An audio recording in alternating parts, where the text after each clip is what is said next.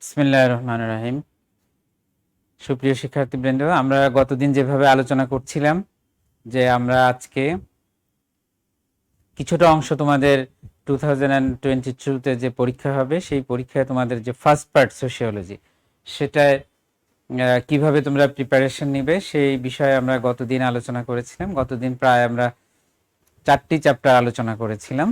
আজকে আমরা নেক্সট যে রিমেইন্স চ্যাপ্টারগুলো আছে সেগুলো একটু আলোচনা করব তোমাদের সাথে। তোমাদের যে আইডিয়া দিয়ে দেব সেই অনুযায়ী তোমরা প্রিপারেশন নেবে। পরীক্ষা যেভাবেই হোক তোমরা প্রিপারেশন নেবে তোমাদের মতো করে, এবং ফাইনালি তোমরা যেন তোমাদের অ্যাডমিশন টেস্ট, যেটা তোমাদের চূড়ান্ত লক্ষ্য, সেটাতে তোমরা যাতে ভালো করতে পারো সেইভাবে তোমরা তোমাদের এই পড়াশোনা চালিয়ে যাবে। আমরা গতদিন প্রথম 4টি চ্যাপ্টার তোমাদের যে 2022 এইচএসসি পরীক্ষায় যে সমস্ত চ্যাপ্টারগুলো সোশিওলজিতে আছে সেগুলোর মধ্যে রয়েছে যে first, fourth, six, seventh, eighth, 10th and 11th। এর মধ্যে আমরা আজকে বাকি যে চ্যাপ্টারগুলো আছে সেই চ্যাপ্টারগুলো আমরা সেই দিন ফার্স্ট, ফোর্থ, ফিফথ, সিক্সথ এগুলো আলোচনা করেছি। আজকে আমরা বাকি চ্যাপ্টারগুলো আলোচনা করব। তোমরা ভালো মতো ফলো করবে। একটা জিনিস লক্ষ্য রাখবে, সেটি হচ্ছে যে আমি এখানে যেই বিষয়গুলি বলবো সেগুলোর বাইরে আরো অনেক কিছু আছে, কিন্তু খুব ভালো করে মনে রাখবে যে আমি যেগুলো বলবো সেগুলো যদি তুমি লেখো তাহলে বাইরের যত কিছুই থাকুক না কেন সেগুলো সবই কভার হবে। সুতরাং খুব বেশি আইটেমে মনোযোগ না দিয়ে তুমি যেই সব বিষয়গুলোর দিকে আমি তোমাদের দৃষ্টি আকর্ষণ করছি সেই বিষয়গুলো তুমি খুব ভালোভাবে ইন্টারনালাইজেশন, ভালো মতো একেবারে আত্মস্থ করার চেষ্টা করবে। সেটি হলো ভালো মতো বুঝে উইথ অ্যাপ্রোপ্রিয়েট এক্সাম্পল, সেইগুলো হচ্ছে তোমার জন্য বেশি কাজ দেবে খুব বেশি জিনিস মুখস্থ করার চেয়ে। আর সেগুলো তোমরা বাসায় প্র্যাকটিস করবে। আমরা আজকে তোমাদের 7th চ্যাপ্টার নিয়ে আলোচনা শুরু করছি, কারণ গতদিন আমরা 6th চ্যাপ্টার আলোচনা করেছিলাম। 7th চ্যাপ্টারে তোমাদের যে বিষয়গুলি রয়েছে তার মধ্যে কি কি আছে, যে socialisation, definition of socialisation, process of socialisation, different agencies of socialization, different or changing form of socialization, এবং how do you implement it in your own life, in your own family life, social life, educational life, সেগুলো হচ্ছে আমাদের আজকের এখানে এই বিষয়ের আলোচ্য বিষয়। এবং এগুলো আমরা খুব স্পেসিফিক আলোচনা করেছি, শুধুমাত্র যেহেতু একটা বিশেষ অবস্থার মধ্যে দিয়ে আমরা যাচ্ছি, কাজেই যেগুলো তোমার কেবলমাত্র পরীক্ষার প্রস্তুতির জন্য প্রয়োজন কেবলমাত্র সেগুলাই, যেগুলো তোমাকে তোমার যে অ্যাব্রিজড ফর্ম অফ সিলেবাস যেটি তোমাকে দেওয়া হয়েছে তোমার কি বলে যে higher and secondary education department থেকে, শুধুমাত্র সেই বিষয়গুলোই আমরা শুধু আলোচনা করছি। কাজেই একটা চ্যাপ্টারের সব জিনিস আলোচনায় নাও আসতে পারে, কারণ ওখানে যেই সব বিষয়গুলো আমি যখন তোমার ক্লাস প্রিপেয়ার করেছি তখন কিন্তু আমি ওইটা দেখে একেবারে আমাদের যে সেকেন্ডারি অ্যান্ড হায়ার এডুকেশনের যে নির্দেশনা আছে সেটি সামনে রেখে আমি করেছি। কাজেই যেটি এখানে করি নাই সেটি বুঝতে হবে যে তোমার পরীক্ষার জন্য নাই। ওকে, লেটস মুভ অন। তাহলে আমরা শুরু করি যে সোশ্যালাইজেশন যখন থাকে ইট মিনস এ প্রসেস। এটা মনে রাখবা, প্রসেস মিনস কন্টিনিউয়েশন। ঠিক আছে, একটা জিনিস যেটা চলমান। কাজেই যখনই আমরা কোনো কিছু বলি যে প্রসেস, তখন তুমি কিন্তু সেটি মনে রাখবে যে এটি তোমার অনেকটা নদীর স্রোতের মতো। ঠিক আছে, নদীর স্রোত কিন্তু সারাক্ষণ পরিবর্তনশীল। এটি তোমার যখন ওই যে নদীর যে উৎস আছে যে সেখানে কিন্তু একরকম, সেখানে কিন্তু খুব তীব্র এবং সেখানে খুব ছোট ছোট ধারায় আসে, তারপরে সেখানকার পানিগুলো অনেক বেশি স্বচ্ছ, তারপরে যত দূর এগিয়ে যায় তার সাথে নতুন নতুন এলিমেন্টস যুক্ত হয়, এবং সেগুলো কি হয় যে তার নেচার, তার প্রসেস, তার যে তোমার যে স্পিড, সব কিছুর মধ্যে কিন্তু তার ক্যারেক্টারাইস্টিক সব কিছুর মধ্যে পরিবর্তন নিয়ে আসে। যত নতুন নতুন এলিমেন্ট যুক্ত হয় তত কিন্তু সেখানে পরিবর্তন আসে। তো সুতরাং আমাদের যে সোশ্যাল লাইফ, সেই সোশ্যাল লাইফও কিন্তু ওই রকম। কাজেই আমাদেরকে এটা মনে রাখতে হবে যে আমাদের লাইফের almost nothing is static in our social life. এখানে কোনো কিছুই কিন্তু স্থির না, এবং এই socialisation one kind of process. এটা তুমি ভালো মতো মনে রাখবে যে এটা হচ্ছে কি ধরনের প্রসেস, যে এটা হচ্ছে যে সেই ধরনের প্রসেস যার মধ্য দিয়ে আমরা যে সোসাইটিতে যে চলমান, সোসাইটিতে যে বিদ্যমান যে সমস্ত মূল্যবোধ, প্যাটার্ন অফ বিহেভিয়ার, যে সমস্ত স্ট্রাকচারাল এলিমেন্টস, ইনস্টিটিউশন, সেই সমস্ত আইডিয়া, ভ্যালুস, বিলিফস, সেই সব জিনিসগুলো আমরা এই প্রসেসের মধ্য দিয়ে সমাজের যে নতুন সদস্য যারা বেড়ে উঠছে তারা কিন্তু সেই জিনিসগুলো এই প্রসেসের মধ্য দিয়ে, এবং সেটা কি করে, সোশ্যাল ইন্টারেকশন এবং সোশ্যাল রিলেশনশিপ, সোশ্যাল যে বিহেভিয়ার, হিউম্যান বিহেভিয়ারাল প্রসেসের মধ্য দিয়ে সেটা গ্রহণ করে। যে সোশ্যাল ইন্টারেকশন দৈনন্দিন জীবনে যেগুলো সে অন্য মানুষের সঙ্গে মেলামেশা করছে, কথা বলছে, চিন্তা করছে, নিজের অভিব্যক্তি ব্যক্ত করছে, এই সব কিছুর মধ্য দিয়েই কিন্তু আমরা প্রতি মুহূর্তে কোনো না কোনো আইডিয়া, কোনো না কোনো বিলিফস, কোনো না কোনো ভ্যালুজ, কোনো না কোনো মোরাল স্ট্যান্ডার্ড সেটি আমরা গ্রহণ করছি অথবা ত্যাগ করছি, গ্রহণ করছি অথবা ত্যাগ, অ্যাডপ্ট করছি continuously. We are adopting such kind of things like beliefs, values and so on.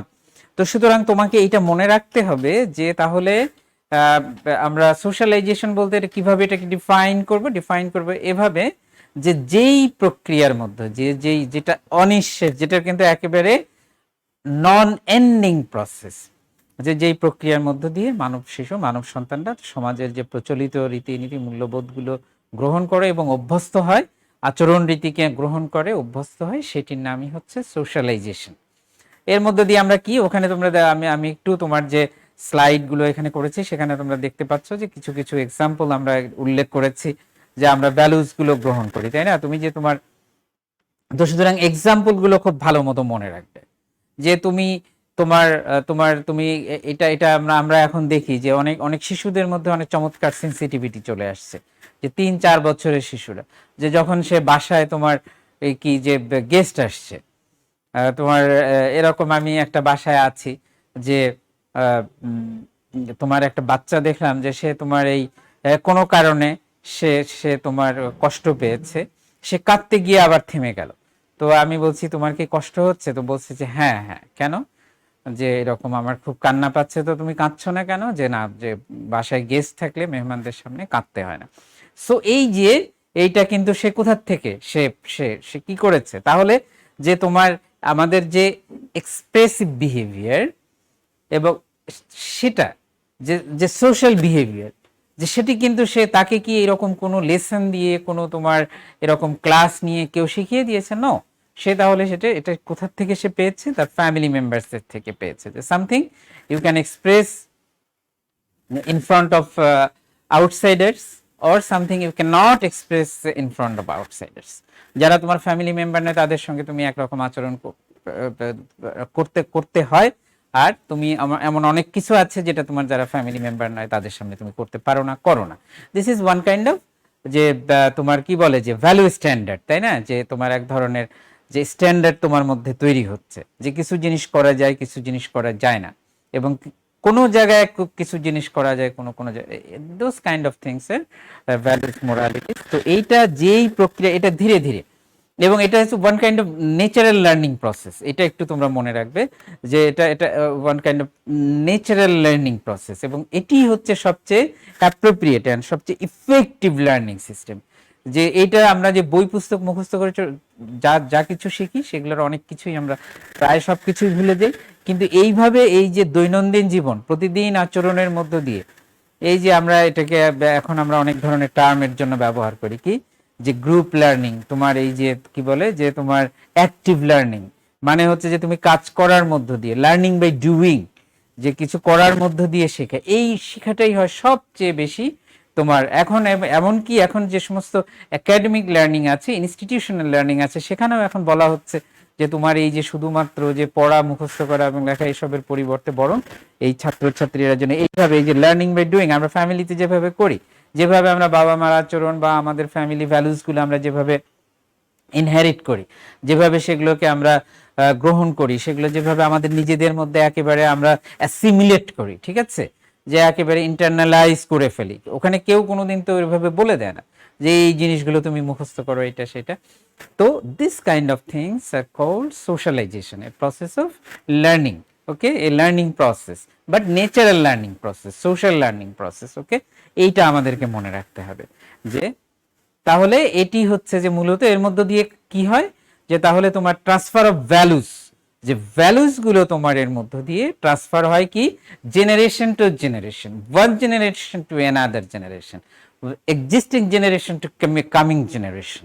এইগুলা হচ্ছে যে তোমার এটার মূল কথা, যে এখন যে যেইগুলো আমরা এখন যত রকমের ভ্যালুস প্যাটার্ন আমরা এগুলো যে ইনহেরিট করছি, এগুলা কিন্তু দীর্ঘদিন ধরে চলে আসছে। হয়তো কোনোটা আমরা এখন ইনহেরিট করছি, আমি ধারণ করছি, সেটা হয়তো আজ থেকে 1000 বছর আগে, 2000 বছর আগে, এমন হতে যে 5000 বছর আগে। তোমার যে ওই যে আরব দেশের মানুষরা কেমন ছিল, যে খুবই খুবই বেপরোয়া, মানে তাদের জীবনে কোনো ওই রকম যে তোমার অনেক যে তোমার এই যে যে সমস্ত আমরা সিভিক সেন্স যেগুলোকে বলি, যে নাগরিক তোমার যে নাগরিক যে মনস্কতা, নাগরিক জ্ঞান, সেই সিভিক সেন্স বলতে তো কিছু ছিল না। তো তোমার কি যে অনেক লার্নিং আছে, তো একটা আছে কি যে আমাদের রসুল তিনি কি বলেছিলেন যে তোমার কারো বাড়িতে ঢোকার আগে উইদাউট পারমিশন যে তুমি কারো বাড়িতে ঢুকবে না। তো এটা কি ধরনের জিনিস, যে তুমি you seek permission before entering anyone home or house. তো এই যে তুমি যে কারো বাড়িতে যে তুমি তাকে পারমিশন সিক করো। তারপরে কি আছে যে একটা খুব ভেরি, এটা এখন তোমার যে পশ্চিমা দেশগুলোতে, উন্নত দেশগুলোকে অত্যন্ত মূল্য দেওয়া হয়, সেটা হচ্ছে যে তোমার আড়ি পেতে কথা শোনা, যে কেউ দুইজন কথা বলছে আমি সেটা একটু শোনার চেষ্টা করছি কি এই যে এখানে দুটা জিনিস আছে। একটা হলো যে আমি কি করছি, যে তার প্রাইভেট লাইফকে আমি এখানে হ্যাম্পার করছি, যে আমি যদি এই যে আড়ি পেতে শোনার চেষ্টা করি। আর কি করছি, যে আমি সন্দেহ প্রবণতা আমাদের মধ্যে, আমি মনের মধ্যে পোষণ করছি যে হয়তো আমার বিরুদ্ধে কিছু বলছে। This kind of things prohibited in Islam, যে ইসলামের নবী কি বলেছেন, যে এই ধরনের কখনোই আড়ি পেতে কথা শোনাটা এটা একটা অন্যায়। আর কি, যে অন্যকে তুমি কখনই সাসপেক্ট করবে না যে anything he or she can do against me, যে সে আমার বিরুদ্ধে মনে হয় খারাপ কিছু করতে যাচ্ছে। এই ধরনের ওই জন্য তোমার যে আরবের নবী এটা করতে তার অনুসারীদের নিষেধ করেছিলেন। তো এই ধরনের এই যে high level of civic sense, high level of civic exercise, যে তোমার এই জিনিসগুলো তিনি শিখিয়েছিলেন। তো এগুলো আস্তে আস্তে তোমার বিভিন্ন সমাজ সভ্যতার মধ্যে ছড়িয়ে পড়েছে। This is one kind of socialization, process of socialization, okay. Now let's move on. Agencies of socialization, যে কি কি জিনিসের মধ্য দিয়ে এই সোশ্যালাইজেশনটা হয়।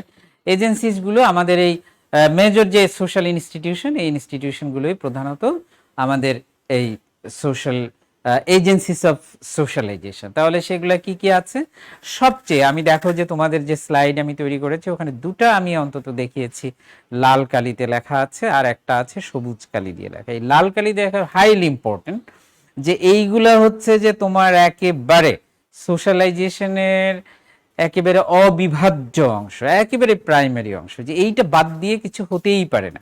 সেই দুইটা কি, সেই দুইটা বলেছি, একটা হচ্ছে যে একেবারে স্টার্টিং পয়েন্ট, বিগিনিং পয়েন্ট, সেটা হচ্ছে একটা হচ্ছে ফ্যামিলি আর একটা হচ্ছে peer group. What is family, you know better. আমি এখানে আর এটা ডিফাইন করতে চাইছি না। পেয়ার, দেখো দুই রকমের পেয়ার কিন্তু আমি লিখেছি। তো এই প্রথম যে পেয়ার PEER, এটা হচ্ছে যে তোমার সঙ্গী সাথী, তোমার সমবয়সী, এরা কিন্তু সোশ্যালাইজেশন সবচেয়ে বেশি প্রভাবিত করে। যে একেবারে ছোট থেকে ছোট ছোট বাচ্চারা কিন্তু একজন আর একজন থেকে, প্রথম সে তার ফ্যামিলি থেকে শেখে, তারপরে এটা কিন্তু সে ট্রান্সমিট করে একজন আর একজন। ওই যখন খেলাধুলা করে, ওই সে যেসব কথা সে শুনেছে, ওই যে আড়ি পেতে শোনা, ওই যে একজনের নিন্দা করা, এই নিন্দাগুলো যখন বাচ্চারা দেখে যে তার বাবা মা সারাক্ষণ বসে এটা করছে, ওই যখন ওরা আবার যখন নিজেরা মিলিত হয়, তখন এটা ওরা নিজেরা আবার চর্চা করে, এবং সেটার মধ্য দিয়ে কি হয় যে ট্রান্সমিট করে একজনের মধ্য দিয়ে। এভাবেই কিন্তু সোসাইটির বিভিন্ন ধরনের, তুমি দেখবা যে তুমি যদি আমাদের সোসাইটির উপর বিভিন্ন পুরনো, আজ থেকে 100 বছর 150 বছর, ধরো রবীন্দ্রনাথ ওই যে তোমার উপন্যাস লিখেছেন, গোড়া উপন্যাস, ধরো আজ থেকে সেটা ধরো 1880-র দশকের দিকে লেখা, তার মানে তোমার কত হচ্ছে যে তোমার কি বলে যে 1980, মানে ধরো প্রায় 150 বছর আগে। তো এই সেই সময় তুমি দেখবে যে অনেক অনেক জিনিস ওখানে তিনি তুলে নিয়ে এসেছেন আমাদের সোসাইটি থেকে, এবং অলমোস্ট সেগুলো এখনো এক্সিস্ট করছে, হয়তো একটু ডিফারেন্ট ফর্মে, কিন্তু এক্সিস্ট করছে, বেসিক ক্যারেক্টারাইস্টিক্স গুলো এক্সিস্ট করছে। তার মানে কি, এইভাবে সমাজের মধ্যে কিন্তু এগুলো থেকে যায়, ওই ফ্যামিলি থেকে শিশু, শিশু থেকে তার বন্ধুদের মধ্যে, এভাবে এভাবে সমাজের মধ্যে কিন্তু থেকে যায়। কাজেই এই যে খুব গুরুত্বপূর্ণ, এই জন্য শিশুদের সঙ্গে তোমাদের আমি স্পেশালি তোমাদেরকে রিকোয়েস্ট করব যে তোমরা যখন তোমাদের বাচ্চাদের সঙ্গে কথা বলবে, খুব সাবধানতার সাথে সুন্দর করে, বাজে আচরণগুলো, তুমি খুবই আনএক্সপেক্টেড বিহেভিয়ার গুলো, যেগুলো তুমি আনএক্সপেক্টেডলি এক্সাইটমেন্ট যখন চলে আসে, খুব excited behaviour, illogical irrational behaviour, সেই জিনিসগুলা, মিথ্যা বলা বাচ্চাদের সামনে, তোমার এই সমস্ত জিনিসগুলো তুমি স্পেশালি তোমার নিজের বাচ্চার সামনে, কিন্তু খুব মজার ব্যাপার হচ্ছে আমাদের দেশের লোকরা নিজেরা যারা বলে যে এইগুলো খারাপ, যেগুলো সে বাইরে বলে, বক্তৃতায় বলে, ক্লাসরুমে বলে, কিন্তু সে নিজের বাড়িতে কিন্তু ওগুলা করে। আর কাজেই সমাজে এর খুব একটা ইম্প্যাক্ট, অনেক ভালো ভালো কথা আমাদের সমাজে সবাই বলে, আমরাও বলি, তুমি কিন্তু তার কোনো তোমার যে একেবারে কোনো তোমার অ্যাক্টিভ যেটা যে ইম্প্যাক্ট আমাদের বিহেভিয়ারের উপর, এই যে ধরো দুর্নীতি, মিথ্যাচার, এই যে তোমার লুটপাট, হ্যান ত্যান, তোমার এই সময়ের বিরুদ্ধে কিন্তু সবাই বলে, কিন্তু কথা হলো যে সেটার আসল কথা হচ্ছে যে সেটার কোনো ইম্প্যাক্ট নেই। কেন? যে আমাদের পার্সোনাল লাইফ আমরা সেটা চর্চা করি না, সেটা তো আমাদের শিশুদের মধ্যে ট্রান্সফার হয়।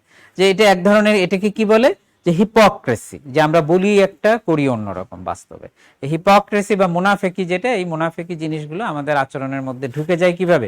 ওইভাবে ফ্যামিলি থেকে। যেই বাবা মা তোমার ঘুষ খায়, সে যদি তার ছেলে মেয়েকে বলে যে বাবা সৎজীব, এবং বলে, ইনফ্যাক্ট সেটা কিন্তু বলে, কেউই কিন্তু যে নিজেও তোমার ঘুষ টুস খায় সে কিন্তু, বা দুর্নীতি করে, সে কিন্তু তার বাচ্চাদেরকে বলে না যে ঘুষ খাও, দুর্নীতি করো, কিন্তু এটা বলতে হয় না। আসলে ওই যে হিপোক্রেটিক বিহেভিয়ার, এটাই মানুষের মধ্যে এক ধরনের দ্বৈততার জন্ম দেয়, এবং সেখান থেকেই মানুষরা কিন্তু আবার, কারণ আমরা তো এই যে স্কুল কলেজে তোমরা পড়ছো, সবাই পড়ছো, যারা খারাপ কাজ করে সমাজে, তারা কিন্তু সবাই এসব জিনিস পড়ে আসছে, কিন্তু তারপরেও কেন করে?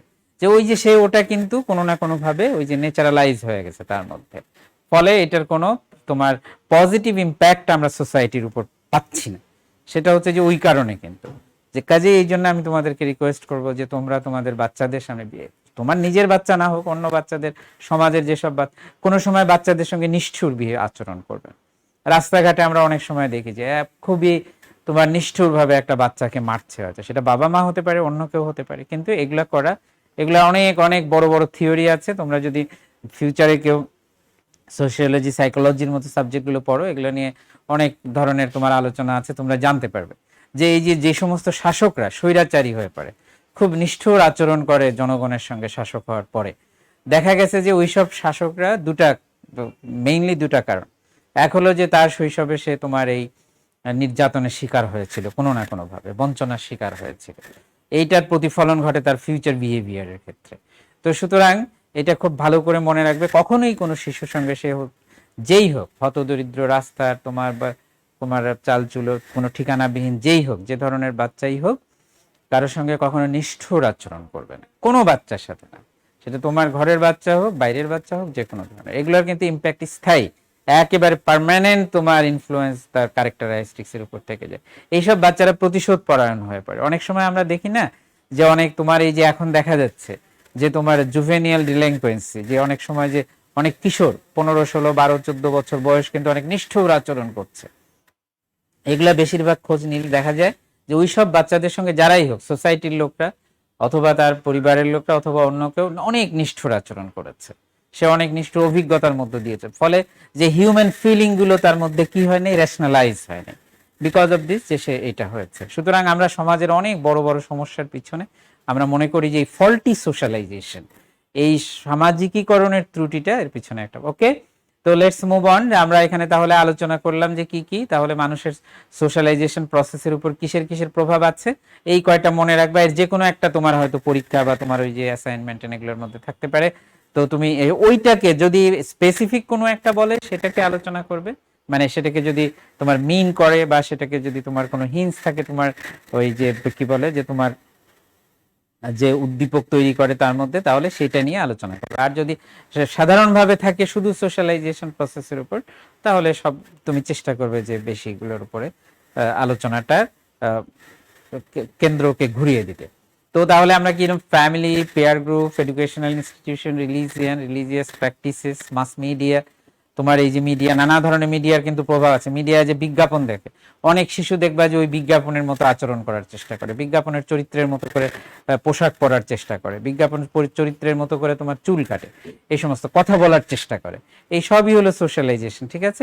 মিডিয়া, কিনশিপ, আত্মীয় স্বজন, অকুপেশনাল ইনস্টিটিউশনস, মানে মানুষরা যেখানে কাজ করে, চাকরি বাকরি করে, সেই সব ইনস্টিটিউশনের লোকজনের সঙ্গে তারা ক্লোজলি তোমার যে তাদের যে ইন্টারেকশন হয়, এই ক্লোজ ইন্টারেকশনের মধ্যে দিয়েও কিন্তু এই বিহেভিয়ারাল ভ্যালুসগুলো, প্যাটার্নগুলো ট্রান্সফর্ম হয়, একজন থেকে আরেকজনের মধ্যে যায়।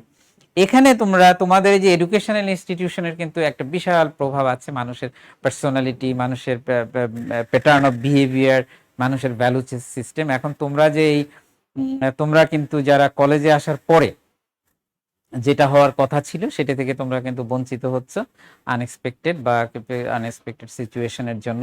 আদারওয়াইজ তোমরা কিন্তু অনেক নতুন ভাবে সোশ্যালাইজ হওয়ার, অনেক কার্যক্রম, অনেক অ্যাক্টিভিটিজের সঙ্গে তোমরা এখানে ইনভলভ হতে, এবং সেটার মধ্য দিয়ে তোমাদের অনেক বিহেভিয়ারাল আপগ্রেডেশন হতো। সেই আপগ্রেডেশন হওয়ার সুযোগটা এখানে আমাদের করার কিছু নাই কারোই, কিন্তু কথা হচ্ছে যে ঘটনাটা সত্য, এটা ঘটছে। নেক্সট তোমাদের যেটা আছে সেটা হচ্ছে যে এই কি বলে যে নতুন যে তোমার টেকনোলজিক্যাল চেঞ্জ, সেই টেকনোলজিক্যাল চেঞ্জগুলো যে চেঞ্জিং ফর্ম অফ সোশ্যালাইজেশন, যে সেইটা হচ্ছে যে এই যে টেকনোলজির চেঞ্জ, এই যে তোমার টিভি হ্যান ত্যান, তোমার টেলিভিশন অ্যাড, এসবের তো আমরা দেখছিলাম, কিন্তু তার চেয়েও আরো অ্যাডভান্স, আরো বেশি ক্লোজ। এখন একজন বাচ্চা তোমার নেট সার্চ করে কতক্ষণ ধরে কি দেখছে, কোথায় দেখছে, সব কিছু সে দেখতে পারে। সে ভালো মন্দ সবকিছু, ভালো অনেক কিছু দেখতে পারে মন, কিন্তু ব্যাপার হলো যে এইসব বাচ্চাদের তো তোমার যাদের যে তোমাদের মতো, ইভেন দ্যাট তোমাদের লেভেলে যারা, তাদেরও তো এইগুলো অনেকটাই ভালো মন্দ বাস বিচার করার মতো যুক্তি, যথেষ্ট যুক্তি তোমাদের মধ্যে এখনো ডেভেলপ করে নেই। সুতরাং এইসব ক্ষেত্রে তোমাদের সাবধান থাকতে হবে। যা হোক, কিন্তু এই যে নেট, যেটা আইসিটি, তোমার যেটা তোমার ইনফরমেশন কমিউনিকেশন টেকনোলজি, এই ইনফরমেশন কমিউনিকেশন টেকনোলজির কিন্তু দারুণ প্রভাব আমরা এখন দেখতে পাচ্ছি, এবং এটি কিন্তু অনেক অনেক ধরনের প্রভাব বাচ্চাদের, মানে তোমার এই যে কিশোরদের উপর পড়ছে, তোমাদের বয়সে যারা তাদের তরুণদের উপর পড়ছে। তো সুতরাং এটা তোমাদের সময়কে কেড়ে নিচ্ছে, তোমার মনোযোগটা ডাইভার্ট করে দিচ্ছে। আর মনোযোগ ডাইভার্ট করলে সেটা তোমার বিহেভিয়ারকে তোমার ডিফারেন্ট ফর্ম দিতে বাধ্য। তোমার মনোযোগ যখন বদলে যাবে, তোমার আচরণও বদলে যাবে। অনেক সময় বাচ্চাদের মধ্যে অনেক ধরনের তোমার শিশু, মানে বড়দের তোমার হচ্ছে সেটা যে আবার যে অনেক বাচ্চা হয়তো হঠাৎ চুপচাপ হয়ে যাচ্ছে, বা অনেক বাচ্চা অনেক ধরনের কাজ করছে যেটা তোমার খুব দ্রুত চেঞ্জ হচ্ছে, তাদের মধ্যে ড্রাস্টিক চেঞ্জ। এই সমস্ত জিনিসগুলো যে এই যে ইন্টারনেট এগুলোর প্রভাবে আসছে। ভালো মন্দ দুটাই আছে, ভালো অনেক কিছু আছে, এখন অনেক কিছু শেখার সুযোগ আসছে। অনেকের ল্যাঙ্গুয়েজ, আমি অনেক বাচ্চা দেখছি যে এখন তারা অনেক চমৎকার ইংলিশ বলে, বা যে কোনো বিষয়গুলি অনেক সুন্দর করে, they are much more smart than our time. So এগুলো কিন্তু অনেকটাই এই আইসিটি টেকনোলজির জন্য হচ্ছে। তো সব যে কোনো কিছুই হতে পারে, তোমার এখানে পজিটিভ নেগেটিভ অথবা যে কোনো ধরনের হতে পারে, কিন্তু আছে এটার প্রভাব যে আছে, এতে কোনো সন্দেহ নেই। কাজেই তোমার এই কি বলে যে তোমার এই সোশ্যালাইজেশনের একটি এজেন্সি, একটা ফ্যাক্টর হিসেবে কিন্তু এখন আইসিটি একটা খুব গুরুত্বপূর্ণ জায়গা দখল করে আছে। এটা এটা অস্বীকার করার উপরে। তুমি এখন মোবাইল কতক্ষণ সময় দাও দিনে? তোমার 24 ঘন্টার মধ্যে কতক্ষণ তুমি মোবাইলে থাকো?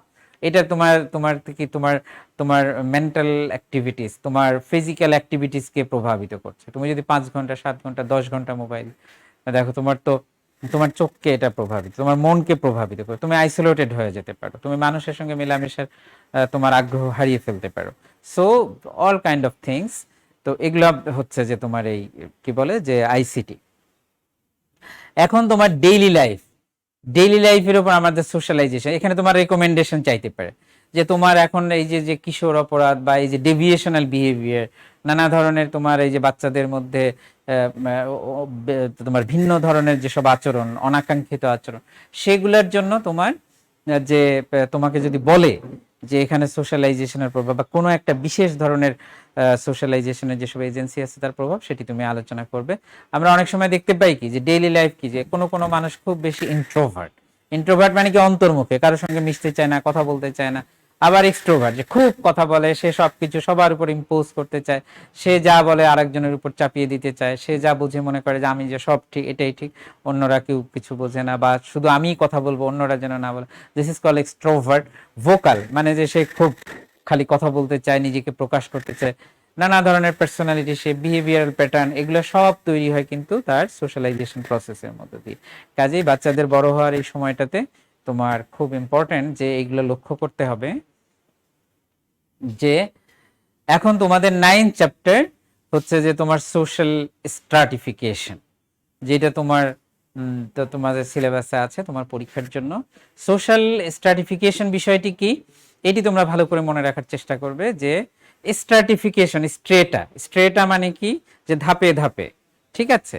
ক্লাসিফিকেশন, স্ট্রাটিফিকেশন মানে হচ্ছে যে ক্লাসিফিকেশন, যে কয়েক ধাপে, তাই না? তুমি এতখানি যে একটা ধরো যে 1.5 ফিট উঁচু একটা তোমার কি বলে যে একটা ভিত, ওটা তুমি ওখানে সিঁড়ি দিয়ে দিলে 3টা, দিস ইজ স্ট্রাটিফাই, স্ট্রাটিফাই করা।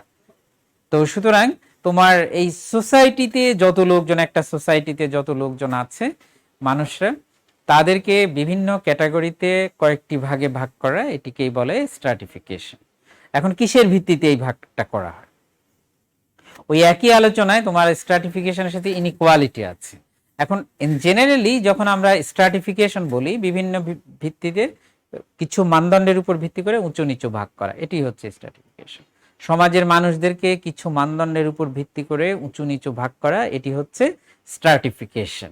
আর ইনইকুয়ালিটি হচ্ছে যে শুধুমাত্র যে ওখানে কারো কম আছে কারো বেশি আছে, সেটিকে আমরা মিন করি।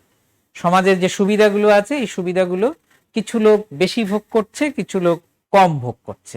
এই যে বেশি এবং কম ভোগ করার যে আইডিয়াটা, সেটি যখন প্রকাশ করি ইউজুয়ালি আমরা তখন ইনইকুয়ালিটির কথা বলি।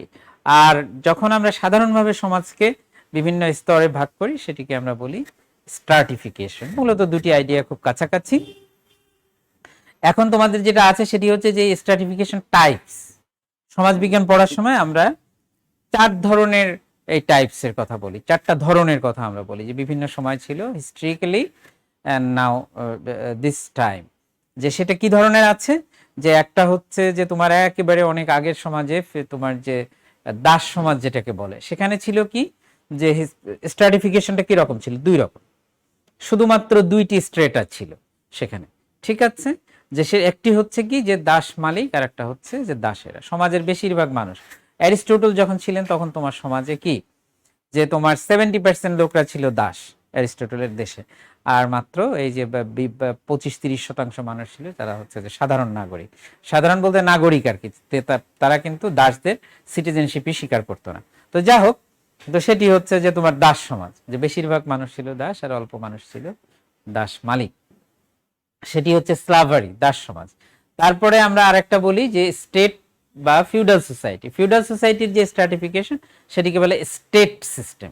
স্টেট মনে রাখবা, not state, state, ESTATE, state. আর একটা হচ্ছে স্টেট, যেটা আমরা রাষ্ট্র বলি, সে দুটো আলাদা। ওই স্টেট সিস্টেম, স্টেট মানে প্রপার্টি, ঠিক আছে, সম্পদ, সম্পত্তি, এই জমি জমার মালিক, এই সমস্ত, এটাকে বলে স্টেট বলে।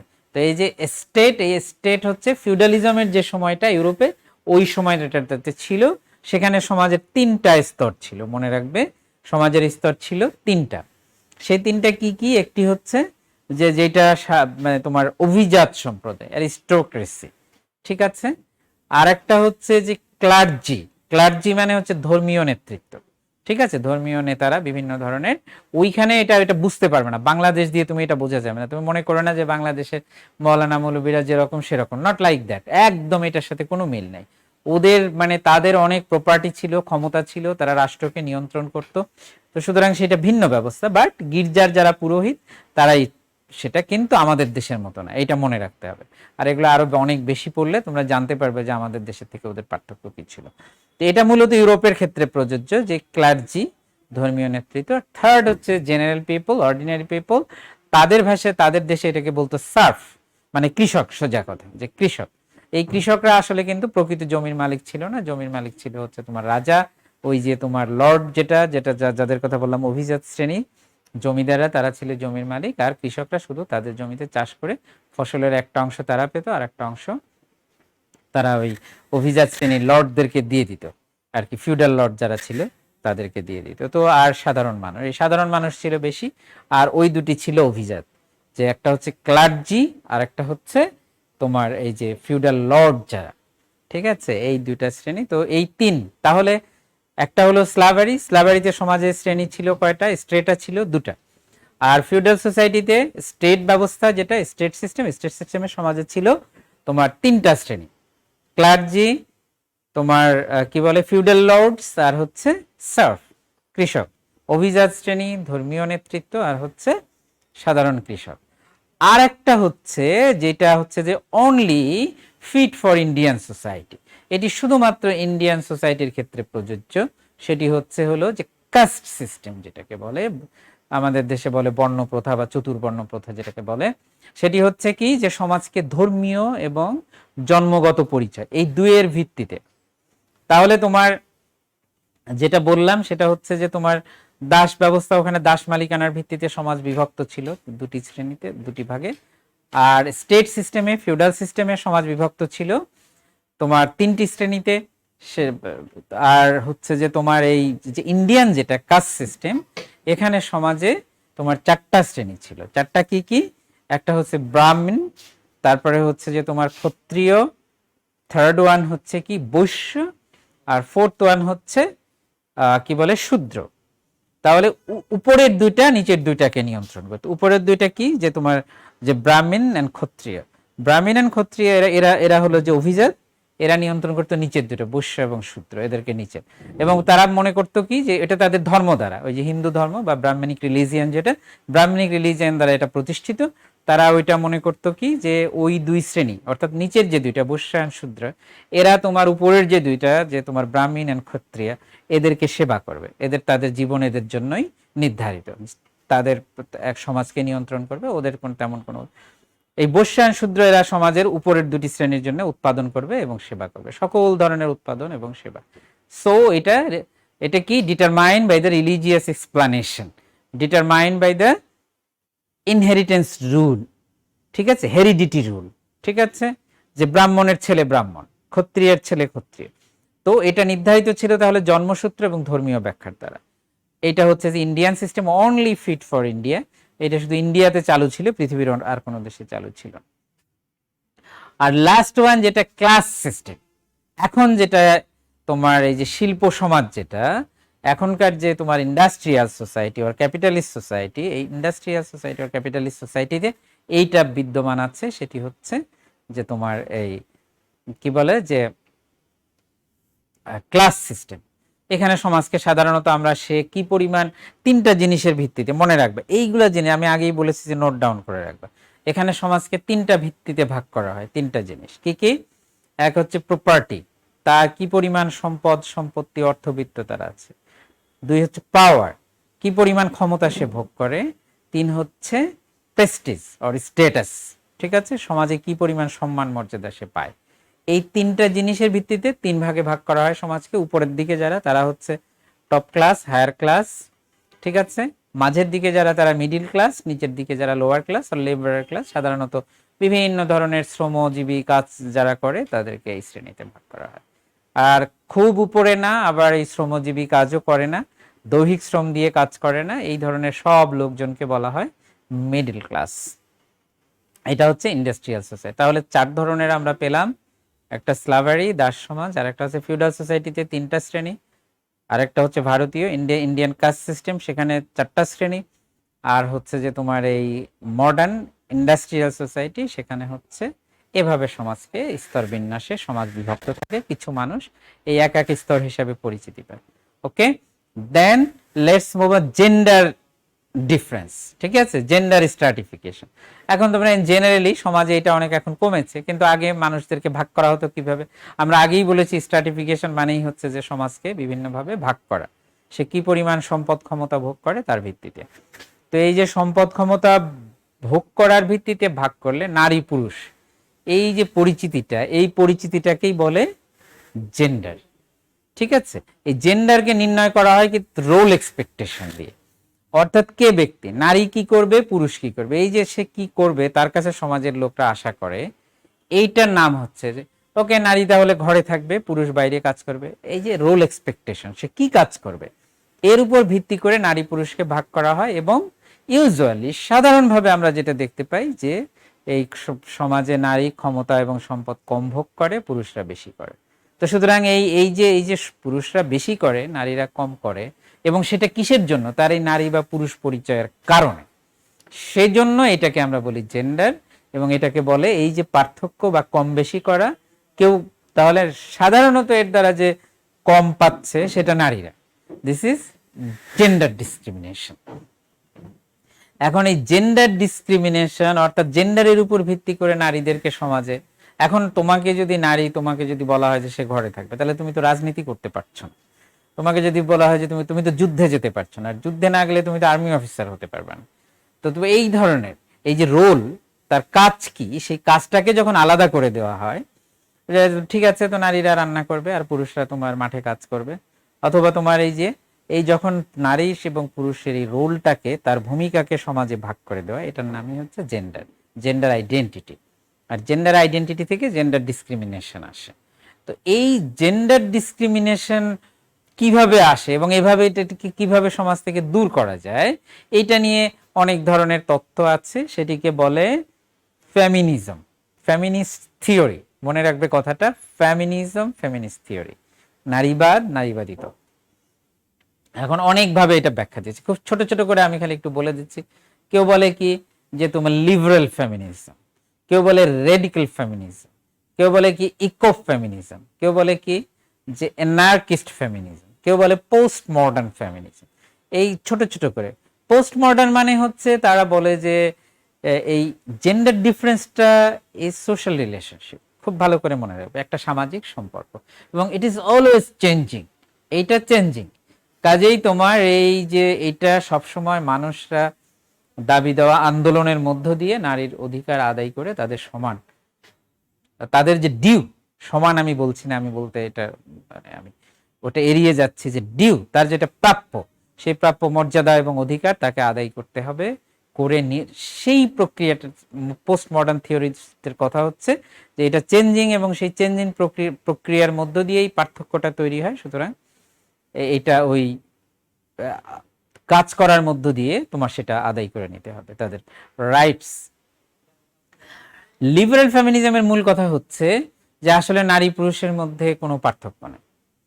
যেই পার্থক্যগুলো করা হয়েছে, you should consider all human being as human, not women or men, female or male. এইভাবে চিন্তা না করে প্রত্যেককে মানুষ হিসেবে চিন্তা করো, এবং যেই সব ক্ষেত্রে মেয়েরা পিছিয়ে আছে সেই সব ক্ষেত্র থেকে তাদেরকে এগিয়ে নিয়ে আসো, তাহলেই তোমার মানুষের মধ্যে তাদের মানবিক মর্যাদা প্রতিষ্ঠিত হবে।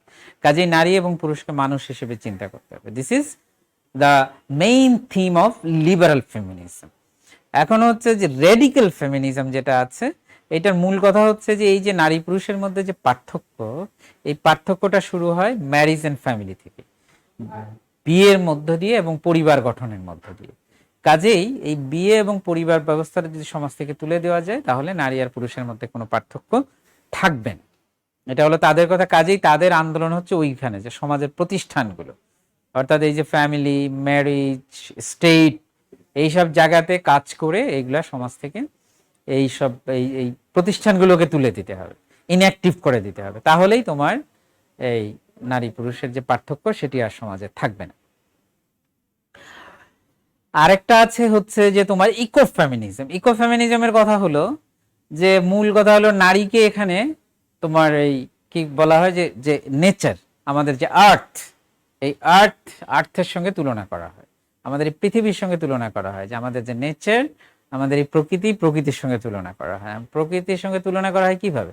প্রকৃতি, নেচার নার্চারস আস, তাই না?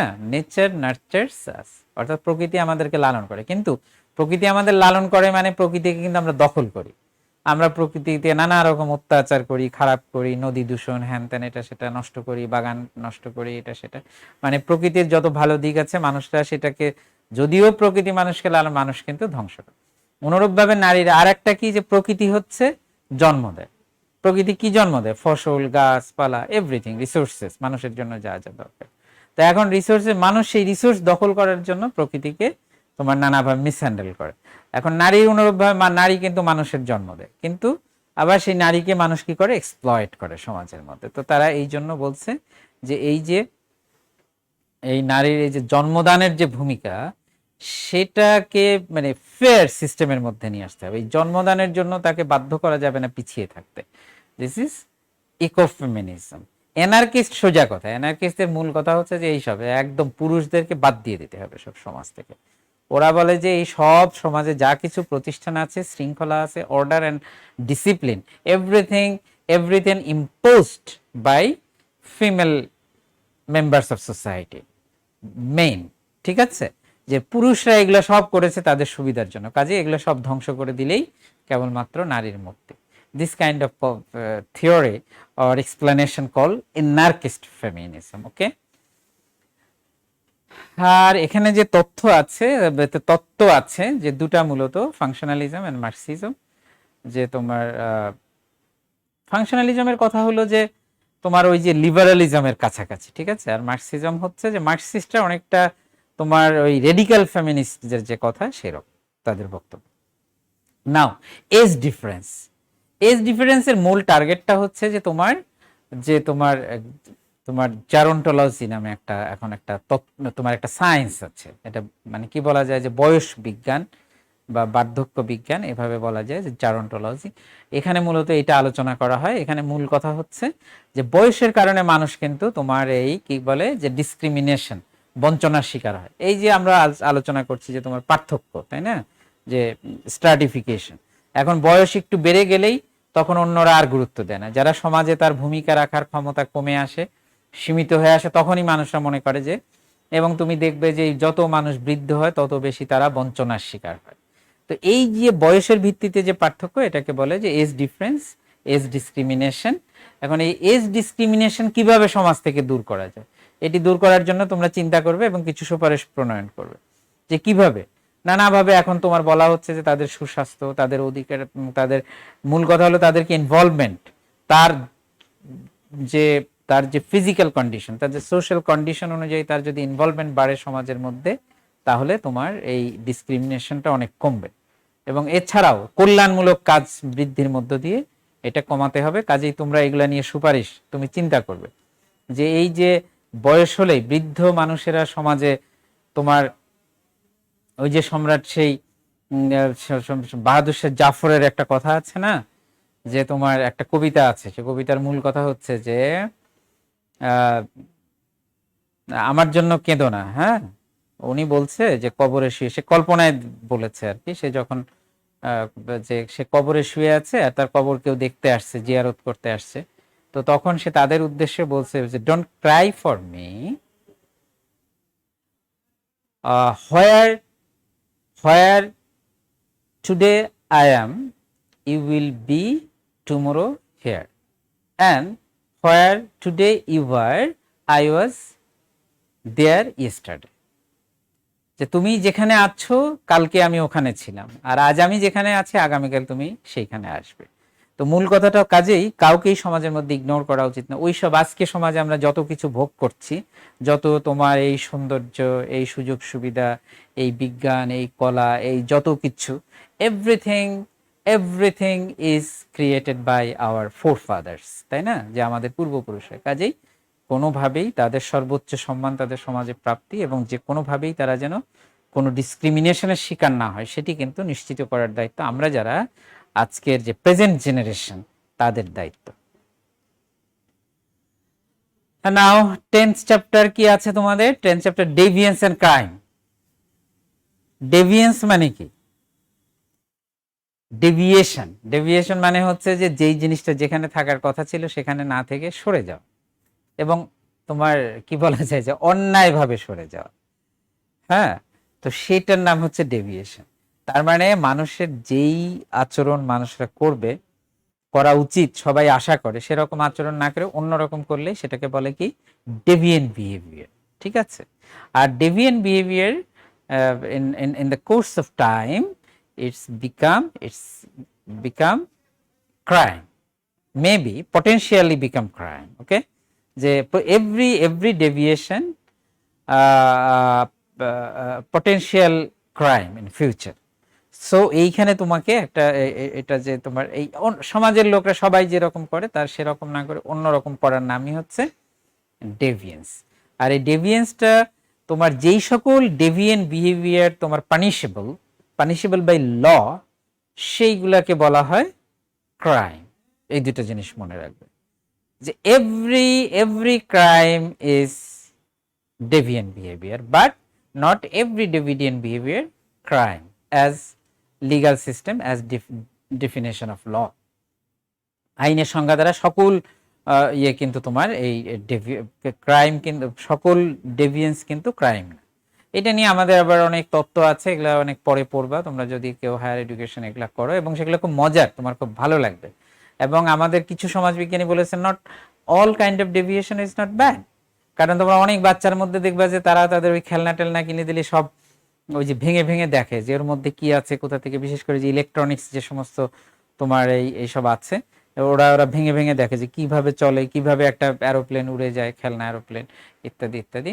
তো বলা হয় যে এই সব বাচ্চারা ফিউচারে তোমার ইঞ্জিনিয়ার হবে, বড় ইঞ্জিনিয়ার, বড় তোমার ইনভেন্টর এইসব হবে, সায়েন্টিস্ট হবে আশা করা যায়। কারণ হচ্ছে যে যাদের অতিমাত্রায় তোমার কৌতূহল তারা, কাজেই এইগুলাও ডেভিয়েন্স, কিন্তু ওই যে ও ভেঙে দেখতে চায় ওটাও ডেভিয়েন্স। কিন্তু আমাদের আর কে মার্টন একজন থিওরি, তিনি বলেছে যে বরং এটা সমাজে একটা আবিষ্কারের প্রাথমিক ভিত্তি হিসেবে কাজ করে, এবং এগুলাই সায়েন্টিফিক যে সমস্ত ইনভেনশন আছে তার গোড়ার কথা হচ্ছে এই ধরনের ডেভিয়েশন। কাজেই not all deviation is bad or maybe potentially become crime, এটা কিন্তু না। তারা এটা বলে যে এটা যে সবসময় যে খারাপ কিছু তা না, বরং বাচ্চাদের এই অতি কৌতূহল সেটি একসময় তোমার আবিষ্কারে পরিণত হয়, বৈজ্ঞানিক আবিষ্কারের দিকে ধাবিত হয়। কাজে সবগুলা খারাপ না, কিছু কিছু খারাপ হতে পারে।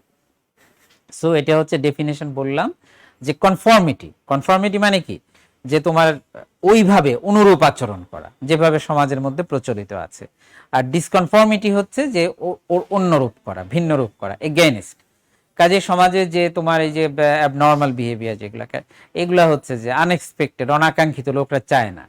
তোমার রিলেটিভলি তোমার কি বলে যে এগেইনস্ট সলিডারিটি, ইন্ডিগ্রিটি, মানে সমাজের যে এখন তোমার সমাজের মধ্যে একটা সমাজে তোমার ধরো যে প্রচুর নির্যাতন আছে, সেখানে তোমার রাষ্ট্র জনগণের উপর নির্যাতন করে, সেখানে তো তোমার যদি যুবক তরুণরা প্রতিবাদ করে সেখানে বিশৃঙ্খলা হবে, ডেভিয়েশন হবে। কিন্তু কথা হলো যে এই প্রতিবাদের মধ্য দিয়েই তো নতুন তোমার রাষ্ট্র প্রতিষ্ঠিত হবে, আইনগত ভিত্তির উপর প্রতিষ্ঠিত রাষ্ট্র হবে। কাজেই তোমার ডেভিয়েশন সবসময় খারাপ না, বাট যে ইউজুয়ালি এটাকে মানুষরা গ্রহণ করে না। ঠিক আছে, যে প্রচলিত রীতিনীতির বিরোধী আচরণগুলোটাই হচ্ছে যে ডেভিয়েন্স। কি জন্য হয়? নানা কারণে হতে পারে। তোমার যে বায়োলজিক্যাল কিছু কারণ থাকতে পারে, সাইকোলজিক্যাল, পার্সোনাল, কালচারাল, তোমার আনফ্রেন্ডলি সোশ্যাল কন্ডিশন ইত্যাদি ইত্যাদি, এই সমস্ত কারণে হতে পারে। ক্যাওটিক সিচুয়েশনের মধ্যে দিয়ে যেই সব বাড়িতে তোমার ঝগড়া ফ্যাসাদ লেগেই আছে, ওই বাড়ির তোমার বাচ্চারা তোমার যে তোমার আনএক্সপেক্টেড বিহেভিয়ার, এটা কিন্তু ন্যাচারাল। অনেক সময় আমরা স্কুলে দেখি অনেক বাচ্চা কি ঠিক মতো কথা বলতে পারে না, মানে কি যে ওর বাচ্চা ওর বাবা মা মারধর করতে বেশি, এই কারণে ওই যে ক্লাসে এসে আর ঠিকঠাক মতো কথাটা তো বলতে পারে না। তারপরে এইগুলা তো, সুতরাং তোমার এসব থেকেও হয় যে তোমার এই ডেভিয়েন্ট বিহেভিয়ার মানুষরা করে। এই সংক্রান্ত যেসব থিওরি আছে, যে অ্যানোমি থিওরির মূল কথা হলো যে সমাজের মধ্যে যদি মানুষ বিশৃঙ্খলা বেড়ে যায় তাহলে মানুষের মধ্যে ডেভিয়েন্ট বিহেভিয়ার বেড়ে যায়। ফাংশনাল, যেটা মার্টনের কথা আগেই বললাম, যে সব ডেভিয়েন্ট বিহেভিয়ারই যে খারাপ তা না, কিছু ভালো কিছু খারাপ হতে পারে। আর কনফ্লিক্ট থিওরি যেটা, সেটি হচ্ছে মার্কসিস্ট থিওরি। তারা বলে যে ডেভিয়েন্ট বিহেভিয়ারের মূল কারণ হচ্ছে সমাজের মধ্যে ডিসক্রিমিনেশন। ওই যে কিছু লোকজন সম্পদ দখল করে রাখে আর অনেক মানুষ যখন পায় না, তখন তাদের মধ্যে নানা রকম আইন ভাঙার বা প্রচলিত রীতিনীতি ভেঙে অন্যরকম করার প্রবণতা বৃদ্ধি পায়। এটিকে তারা বলেছে মূল কারণ হচ্ছে সমাজের মধ্যে বঞ্চনা থাকা, বৈষম্য থাকা। ঠিক আছে, now let's move on crime. তাহলে আমি আগেই বলেছি যে ক্রাইম কোনটা, ডেভিয়েন্ট বিহেভিয়ারই যখন আইন দ্বারা নিষিদ্ধ সেটি হয়। যেমন আমরা যখন ছোট ছিলাম তখন তোমার এই যে তুমি স্মোকিং, যে তুমি smoking in public place in front of people, এটা কোনো তোমার কোনো অপরাধ ছিল না, বরং কিন্তু লোকরা নিন্দা করতো। যে মুরব্বীদের সামনে, শিক্ষকদের সামনে, বড় ভাইয়ের সামনে কেউ যদি বিড়ি সিগারেট খেত সেটা লোকরা খারাপ বলতো। কিন্তু তোমার এখন যেটা হয়েছে, যে এখন বলেছে কি যে তুমি ওই যে এডুকেশনাল ইনস্টিটিউশন, তোমার public place, I mean station, bus station, তারপরে তোমার এই ধরনের যেসব জায়গা, সেই সব জায়গায় যদি তুমি খাও, এটা তোমার নির্দিষ্ট জরিমানা আছে। This is punishment. যেখানে আইন দ্বারা পানিশমেন্ট নির্ধারিত যেই কাজের জন্য, সেগুলাই হচ্ছে সেগুলা মানে করলে পানিশমেন্ট আছে, সেগুলাই হচ্ছে ক্রাইম। কজেস অফ ক্রাইম, যে কিছু কিছু আমরা বলি, অনেক তত্ত্ব আমাদের আছে যে তোমার যে এটা জিওগ্রাফিক্যাল হতে পারে, যে কোনো কোনো বিশেষ এলাকায় মানুষের মধ্যে প্রবণ একটু ক্রাইম প্রন এরিয়া থাকতে পারে। ইকোনমিক তো আছেই, যেটা আগেই বললাম যে কি, যে মানুষের যদি কাজ না থাকে, বেকারি বেড়ে যায়, তোমার বেরোজগারি বেড়ে যায়, তাহলে তোমার এই ইকোনমিক এগুলো হয়। সোশ্যাল, যে তোমার এই যে খারাপ অবস্থা, কিছু লোক ভালো, কিছু নিন্দা, গালিগালাজ, ঝগড়া, মারামারি এইসব যদি থাকে, সেখানে ক্রাইম রেট বেড়ে যেতে পারে। সোশ্যাল সামাজিক বঞ্চনা, ওভারঅল তোমার সামাজিক বঞ্চনা থাকলে সেখানে তোমার এগুলা কারণ। এখন তুমি কথা হলো যে প্রিভেনশন অফ ডেভিয়েন্স, আসলে প্রিভেনশন অফ ডেভিয়েন্স এবং প্রিভেনশন অফ ক্রাইম দুটার জন্য একই ধরনের পদক্ষেপ নিতে হবে। যে ওটা ঠেকানোর জন্য, রোধ করার জন্য কি করবে তুমি, ঠেকানোর জন্য ওটাকে প্রতিকার কি কি, যে তোমার যে এক্সারসাইজিং গুড সোশ্যাল ভ্যালুস, যেসব ভালো মূল্যবোধগুলো আছে, যে আমরা আগে তোমার অনেক কিছু, যে বয়স্ক লোকদেরকে সম্মান করা, এর জন্য সমাজে অনেক ধরনের অপরাধ টপরাধ হতো না, ঠিক আছে? এখন এগুলো সম্মান টম্মান কমে গেছে সব জায়গায়। অনেক বাচ্চা ছেলে পেলে তোমার 12, 14, 15 বছরে অনেক তোমার একটা হাইনেস ক্রাইম, মানে খুব খারাপ ধরনের অপরাধ করছে। এগুলো আসলে এগুলো কমে যাওয়ার কারণে। তো সুতরাং এই ভ্যালুগুলোর চর্চা বাড়াতে হবে। ফ্যামিলি বন্ডিং, যে ফ্যামিলির সদস্য যারা বাবা মা ভাই বোন তোমার এই সমস্ত সন্তান, তাদের মধ্যে খুব চমৎকার একটা যে কনজিনিয়াল অ্যাটমসফিয়ার, যে চমৎকার সম্পর্ক থাকতে হবে। সোশ্যাল সিকিউরিটি বাড়াতে হবে। সোশ্যাল সিকিউরিটি মানে কি, যে কেউ কাজ পাচ্ছে না, কেউ খেতে পাচ্ছে না, এইগুলো হলো যে ইনসিকিউরিটি। তো তোমার তার ভালো থাকার জায়গা নেই, মোটামুটি আর কি। তো এই সমস্ত হলো ইনসিকিউরিটি। কাজে এইগুলোকে নিশ্চিত করতে পারে সমাজের প্রতিষ্ঠানগুলো, তোমাদের রাষ্ট্র, এরা সমাজের মধ্যে ভালো এক্সাম্পল তৈরি করতে হবে। যে আজকে আমরা বলি যে আমাদের সমাজের যে ক্রাইসিস, যে মানুষরা গুড এক্সাম্পল দেখতে পাচ্ছেন। তুমি এই যে লুটপাট, এই যে সম্পদ পাচার, এই যে দুর্নীতি, এই যে তোমার ক্রাইম, এই যে অপরাধ, এই সমস্ত মূল কারণ হচ্ছে যে তোমার রোল মডেল পাচ্ছে না মানুষ। যে কাউকে একজনকে দেখে, যে সে একজন অনেক বড় অনেক ক্ষমতাবান মানুষ, কিন্তু খুব সাধারণ জীবন যাপন করে, কোনো অপরাধ করে না, চুরিধারি করে না, এই ধরনের লোকের সংখ্যা খুব কম। যদি এরকম দেখতে পেত যে সে অনেক বড় জায়গায় আছে কিন্তু অনেক সাধারণ জীবন যাপন করে, চুরি টুরি করে না, তোমার মানুষের সম্পদ নষ্ট করে না, ক্ষমতার অপব্যবহার করে না, তোমার সমাজের প্রচলিত রীতি ধ্বংস করে না, এই সমস্ত তোমার, তাহলে বাচ্চারা শিখতো, উদ্বুদ্ধ হতো। কিন্তু আমাদের এখানে এক্সাম্পলটা কম। আর তোমার উন্নত সমাজে এইসব এক্সাম্পল অনেক। তোমার ওই যে তোমার যে বিল গেটস, সে কত টাকা, তার যে ওই যে বিল গেটস, যে যে যে তোমার মিলিন্ডা গেটস ফাউন্ডেশন আছে, সেই ফাউন্ডেশনে তোমার সে শত শত কোটি ডলার দান করে, তারা মানুষের জন্য কাজ করে। স্বাস্থ্যের যে এই যে তোমার যে ভ্যাকসিন, ভ্যাকসিন বানানোর জন্য তারা কোটি কোটি ডলার ব্যয় করেছে, যে মানুষকে যাতে, গরিব মানুষরা যাতে ভ্যাকসিন পেতে পারে। সো তোমার এগুলো হচ্ছে যে রোল মডেল, এগুলা হলে মানুষরা উদ্বুদ্ধ হয়। তোমার মানুষের পার্সোনাল লাইফকে সম্মান করা, মানুষের পার্সোনাল যে তোমার সেক্রেসি, যে প্রত্যেকেরই নিজস্ব একটা প্রাইভেসি আছে, এই প্রাইভেট লাইফকে সম্মান করতে হবে। তোমার মানুষের অন্যের প্রপার্টি, অন্যের সম্মানকে মর্যাদা দিতে হবে। এইগুলা যদি দেওয়া আমরা বাচ্চাদেরকে শেখাই, তাহলে সমাজ থেকে এই যে ডেভিয়েন্স বিহেভিয়ার, এইটা কমানো, এটা নিয়ন্ত্রণে রাখা সম্ভব। প্রিভেনশন অফ ক্রাইমের জন্য এগুলো সবই প্রযোজ্য। আরো কিছু তোমার করতে হবে, যে ডেমোক্রেটিক ভ্যালু সমাজের মধ্যে, যে প্রত্যেকেরই বলার অধিকার আছে, প্রত্যেকে তার নিজের সরকার পছন্দ করার অধিকার আছে, সেগুলো চর্চা থাকতে হবে। মুখে বই পুস্তকে থাকলে চলবে না, তোমার চর্চায় থাকতে হবে। আমি এটা বিশ্বাস করতে হবে, আমার আচরণের মধ্যে থাকতে হবে, যে আমি যেমন আমারটা চাই, অন্যেরটাকেও আমি সম্মান করি। This is Democratic value. যে আমার সরকার আমি পছন্দ করে নেব, আমার আমার আমার শাসক আমি পছন্দ করে নেব, বাছাই করে নেব। এই বাছাই করার এইগুলা যদি থাকে, তাহলে তোমার এই সমাজে অপরাধ কম থাকে। ইকোনমিক ডেভেলপমেন্ট, মানুষের যদি অভাব অভিযোগ থাকে, তোমার এই তোমার এই যে নানা ধরনের ডিসক্রিমিনেশন থাকে, সে যদি তার অধিকার না পায়, চাকরি না পায়, অপরাধ বেড়ে যেতে পারে। সুতরাং এগুলা নিশ্চিত করতে হবে। Respect for equality before law, আইনের সামনে তোমার সমতা, যে আইনের কাছে গেলে সবাই সমান আচরণ পায়। একজন তোমার একজন আর একজনকে মারলো, সে পুলিশের কাছে গেল, থানায় গেল, কোর্টে গেল, সেখানে গিয়ে সে যদি বিচার পায় ডিউলি, যেরকম আইন আছে, আইনে যেভাবে আছে, যদি পায়, প্রতিকার পায়, তাহলে তার আইনের উপর শ্রদ্ধা বাড়বে, অপরাধের দিকে যাবে না। আর যদি তা না পায়, পুলিশের সাহায্য সে না পায়, কোর্টে গিয়ে সাহায্য না পায়, বরং যে অন্যায় করলো সেই দেখা যাচ্ছে যে পুলিশের কাছে সে তোমার নানাভাবে সুবিধা পাচ্ছে, কোর্টে গিয়ে কোনো সুবিধা পাওয়া যাচ্ছে, তখন কি ওর মধ্যে এই ইচ্ছা জাগবে যে তাহলে আইন ভেঙে কিভাবে ওর সে কি করবে, একদিন লুকিয়ে থাকবে, লুকিয়ে থেকে তারপরে ওকে মারবে পিছন থেকে এসে, এটা আরেকটা ক্রাইম। সে যে মার খেলো সেটা একটা ক্রাইম, আবার লুকিয়ে থেকে পিছন থেকে আরেকটা ক্রাইম। সো এই যে এইভাবে it is chain of crime, ঠিক আছে। আর চেইন অফ ক্রাইম তৈরি হয় কখন, যখন সমাজে আইনের শাসন না থাকে। পুলিশিং সিস্টেম মানে পুলিশ, এটা তো আইন প্রয়োগ করার জন্য রাষ্ট্রের, এটাকে তোমার ঠিক করতে হবে, এটা আইন অনুযায়ী চালাতে হবে, কারো ইচ্ছা মতো চালালে হবে না, কারো সুবিধা মতো চালালে হবে না। আমি আমার জন্য সুবিধা আছে আমি ব্যবহার করলাম আর ওর কাজ করতে দিলাম না পুলিশ, এইটা হলে হবে না। তোমার পুলিশ যেন আইন অনুযায়ী আচরণ করতে পারে, সবার সঙ্গে সমত, সেটা নিশ্চিত। মাস মিডিয়া, মিডিয়ার এখানে রোল আছে। একজন তোমার অন্যায় করলো, ওই যে একটা মেয়ে যে মুনিয়া আত্মহত্যা করলো, সে এখন তাকে আত্মহত্যা করতে যে বাধ্য করেছে সে ধনী লোক। এখন এই বলে তার তার পরিবার যদি বিচার না পায়, তাহলে তোমার এখানে আর মাস মিডিয়া এটা নিয়ে কথা বলছে না, কারণ ওরা অনেক ধনী, ওদেরই অনেক মিডিয়া আছে, টেলিভিশন আছে, পত্রিকা আছে, হ্যান ত্যান। যদি ওই মেয়ের পরিবার বিচার না পায়, তাহলে তোমার তো এখানে মাস মিডিয়ার রোলটা হচ্ছে যে এগেইনস্ট দ্য পিপল রাইটস।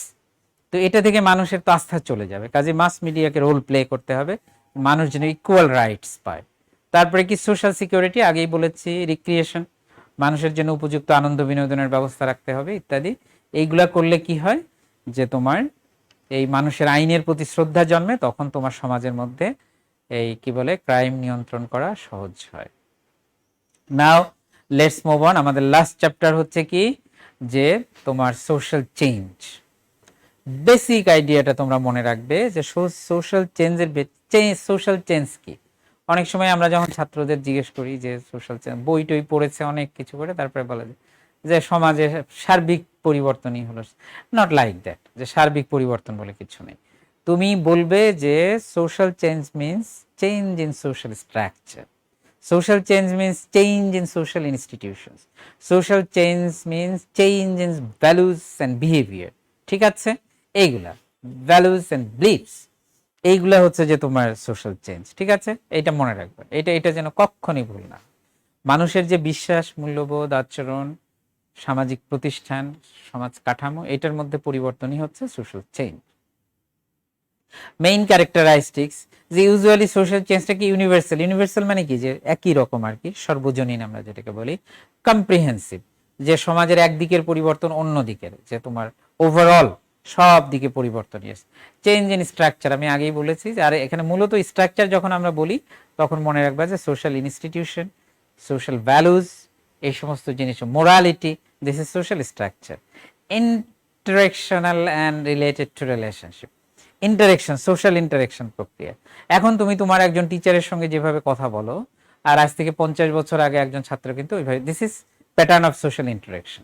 যে তোমার এই যে প্রথম যে ঢাকা বিশ্ববিদ্যালয়ের যে ছাত্রী ছিল, উনি ওনার আত্মজীবনীতে লিখেছেন যে তার অনেক বছর এটা ছিল, তারপরেও যে তোমার টিচার, মেয়েরা কি করতো, যে টিচাররা যখন ক্লাসে যায় ওনাদের সাথে ক্লাসে যেতেন, যে ক্লাস করে আবার ওনাদের সঙ্গে বের হয়ে এসে তারা কোনো তোমার তাদের যে মেল ক্লাসমেটস যারা আছে তাদের সঙ্গে কোনো কথা তারা বলতেন না, এবং বলার কোনো সুযোগও ছিল না, তাদের মধ্যে কোনো ইচ্ছাও ছিল না। সো এটা কিন্তু চেঞ্জ হয়েছে। এখন এখন তো তোমরা হইচই করে একসাথে যাচ্ছ, ক্লাসে বসছো, হ্যান ত্যান। This is change in interaction, pattern of behaviour, okay, this is social change, okay. তো নাও কারণ কি, কারণ অনেক কিছু জিওগ্রাফিক কারণ আছে, আর মূলত আমরা সবচেয়ে যে কারণটাকে বেশি গুরুত্ব দিই সেটা হলো টেকনোলজিক্যাল চেঞ্জ, সায়েন্টিফিক ইনভেনশন, এগুলো টেকনোলজিক্যাল, প্রযুক্তিগত। মানুষের প্রযুক্তি যত পরিবর্তন হয়, দ্রুত মানুষের বিহেভিয়ার এবং অন্যান্য দিকে পরিবর্তন। ইন্ডাস্ট্রিয়ালাইজেশন, এটা নো ডাউট।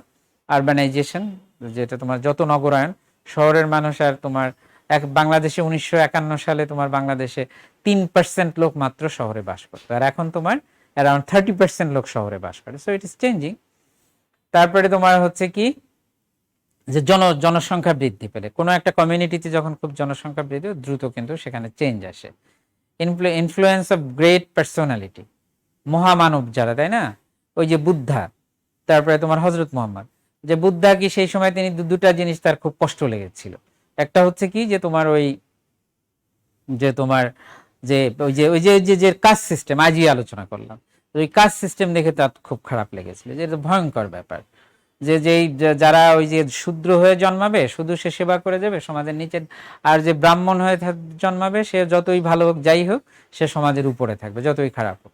তো সুতরাং এই জিনিসটা তাকে আরেকটা হলো যে ওই যে মানুষ কেন দুঃখ পায়, কষ্ট পায়, তোমার এই জিনিস দুটা জিনিস তাকে আকৃষ্ট করেছিল, এবং তিনি একসময় এবং তিনি ওই যে বুদ্ধ সম্প্রদায় প্রতিষ্ঠা করে এটা। ওরকম হযরত মুহাম্মদ দেখেছিলেন কি যে সেখানে তোমার আরব দেশে নারীদের অনেক কষ্ট, অনেক কিছুই তিনি দেখেছিলেন, তার মধ্যে এটা একটা। এবং তিনি ওইটা দূর করার জন্য ওই যে মেয়েদের মেরে ফেলতো তার বাবারা, যে সমাজে ভবিষ্যতে তার কষ্ট হবে এই মেয়ের জন্য, নানা রকম বঞ্চনার শিকার হতে হবে, সো মেরে ফেলতো। তো উনি এটা বন্ধ করলেন। উনি বললেন যে যদি তোমরা তোমাদের বাচ্চাকে এইভাবে লালন পালন করো, শিক্ষা দাও, তারপরে উপযুক্ত পাত্রে বিয়ে দাও, আমার সঙ্গে যা বেহেশতের মধ্যে একসাথে থাকবে। তিনি এইভাবে আঙুল দিয়ে দেখলেন। সো মেজর চেঞ্জ, এবং উনি সেটা মাত্র অল্প, তার যে অল্প যে জীবন, অল্প কয়েক বছর, মাত্র 20 বছরের মধ্যে তিনি ওই সমাজের মধ্যে ব্যাপক নারীর মর্যাদায় ব্যাপক পরিবর্তন আনতে সক্ষম হয়েছিলেন। সো এটা গ্রেটার পার্সোনালিটি যারা, তারা তোমার এভাবে। এ ব্যাপারে তোমার থিওরি হলো সামাজিক পরিবর্তনের 2-3টা থিওরি তোমার, এই যে বিশেষ করে তোমাদের সিলেবাসে 2টা আছে, মার্কসিস্ট অ্যান্ড প্যারেটোর থিওরি। মার্কসিস্ট থিওরির মূল কথা হলো যে সমাজে ওই যে ডিসক্রিমিনেশন আছে, কারো সম্পদ আছে কারো নাই, সেই জন্য কি হয় এই দুটার মধ্যে সংঘাত থাকে, গোলমাল থাকে, যুদ্ধ থাকে, কনফ্লিক্ট থাকে, সংঘাত। এই কনফ্লিক্টের মধ্য দিয়ে সমাজে পরিবর্তন, যতদিন এটা থাকবে ততদিন এই সংঘাত থাকবে। আর প্যারেটোর তত্ত্ব হচ্ছে যে এলিট থিওরি, যেটা ওটাকে উনি বলেছেন যে সমাজের খুব অল্প কিছু লোকজন আছে যারা খুব মেধাবী, যাদের বেশি টাকা পয়সা থাকে, বেশি ক্ষমতা থাকে, ওরা মেধাবী, ওরা সমাজ নিয়ন্ত্রণ করে, কিন্তু এটা একইভাবে চলে না, এটা চক্রাকারে চলতে থাকে। কিছুদিন একটা এলিট গ্রুপ তোমার সমাজে নিয়ন্ত্রণ করে, তারপরে দেখা যায় যে আর একটা গ্রুপ আবার ওই সমস্ত বৈশিষ্ট্যগুলো অর্জন করে, উন্নত মেধা, ক্ষমতা, দক্ষতা অর্জন করে, ওদেরকে হটিয়ে ওরা আবার ক্ষমতায় আসে। এইটাকে বলে যে এলিট থিওরি। এভাবে সমাজের মধ্যে চেঞ্জ আসে। আর ফাংশনাল থিওরি যেটা, সেটার মূল কথা হলো যে সমাজে পরিবর্তন আসে ন্যাচারাল মানুষের যে ডিমান্ড যে আছে, যে সামাজিক তাদের যে প্রয়োজনগুলো, নিডসগুলো, এর থেকে সমাজের মধ্যে মানুষ যে ওই যে ওখান থেকে মানুষ কি করে প্রযুক্তিগত উন্নয়নের দিকে যায়, আর প্রযুক্তি যখন পরিবর্তন হয় তখন সমাজে পরিবর্তন হয়। এখন এই উন্নয়নটা ব্যাখ্যা করতে গিয়ে এই 3টা এই যে টার্মস আছে, 4টা টার্মস আছে, এইটা তোমরা একটু মনে রাখবা যে চেঞ্জ তো আমরা বললামই, সোশ্যাল চেঞ্জ, এর সাথে জড়িত আর 3টা টার্মস আছে। একটা হচ্ছে কি ইভলিউশন, প্রগ্রেস অ্যান্ড ডেভেলপমেন্ট। এই 3টাকে খুব সুন্দর করে মনে রাখবা, ছোট্ট করে, যে অল দিস 3 প্রসেস আর সোশ্যাল চেঞ্জ। মনে রাখবা এই 3টাই চেঞ্জ, কিন্তু 3টার ধরন একটু আলাদা। ইভলিউশনটা কি গ্রাজুয়াল চেঞ্জ, ধীরে ধীরে পূর্ণতার দিকে। যেমন একটা প্লান্ট, তোমার একটা গাছ, যে বীজ থাকে সেটা ছোট থাকে, তারপরে প্লান্ট হয়ে আরেকটু বড় হয়, তারপরে ট্রি যখন হয় এটা ফুল ফল এসে পূর্ণতা পায়। দিস ইজ এই যে পূর্ণতার দিকে ক্রমাগত বৃদ্ধি, দিস ইজ কল্ড ইভলিউশন। আর প্রোগ্রেস বলে যে এক্সপেক্টেড চেঞ্জ, মানুষের চিন্তা চেতনা মূল্যবোধে যে সমস্ত পরিবর্তন। যেমন জেন্ডার প্যারিটি, এই জেন্ডার প্যারিটি কমে যাওয়া মানে বুঝতে হবে যে প্রোগ্রেস হচ্ছে।